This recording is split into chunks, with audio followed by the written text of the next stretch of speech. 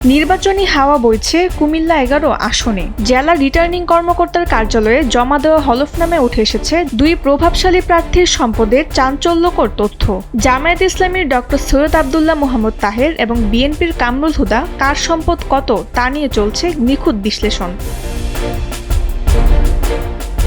জামায়াত প্রার্থী ডক্টর তাহেরের হলফনামা বলছে এবছর তার সম্পদের পরিমাণ ১,৮০,১৯২ টাকা। তবে তার চেয়ে সম্পদে এগিয়ে আছে তার চিকিৎসক স্ত্রী, যার সম্পদের পরিমাণ ৪,৬৪,২০,৫৫৫ টাকা।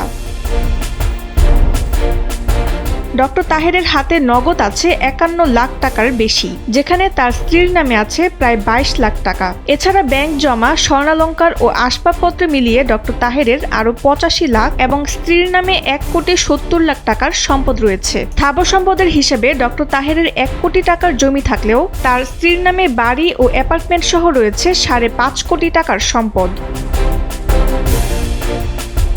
তবে ডক্টর তাহেরের সম্পদের হিসেবে দেখা গেছে এক অদ্ভুত বৈচিত্র্য। ২০০৮ সালে তার সম্পদ ছিল ১,২,০০,০০০ টাকার বেশি, যা ২০১৮ সালে বেড়ে দাঁড়ায় প্রায় ১,৯৮,০০,০০০ টাকায়। কিন্তু দীর্ঘ ১৭ বছর পর এবারের নির্বাচনে তার সম্পদ কমে দাঁড়িয়েছে ১,৮০,০০০-এ। সম্পদের এই নিম্নমুখী প্রবণতা নিয়ে প্রশ্ন থাকলেও জামায়াত নেতাদের দাবি, বিগত সরকারের আমলে হামলা, মামলা ও ব্যবসায়িক ক্ষতির কারণেই এই তফাৎ।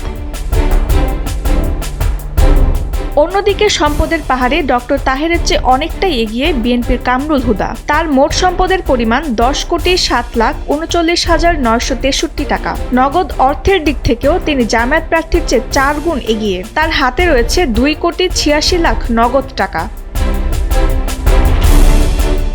ব্যবসা ও শেয়ার খাত থেকে কামরুল হুদার বার্ষিক আয় ৮০ লাখ টাকার উপরে। অস্থাবর সম্পদ মিলিয়ে তার আছে প্রায় ৮,৮০,০০,০০০ টাকা। এছাড়া স্থাবর সম্পত্তি হিসেবে ১,৪২,০০,০০০ টাকার জমি ও ভবন রয়েছে এই বিএনপি নেতার। তিনি জানান, তার হলফনামার সব তথ্য সঠিক এবং প্রয়োজনে সরকার তা যাচাই করতে পারে।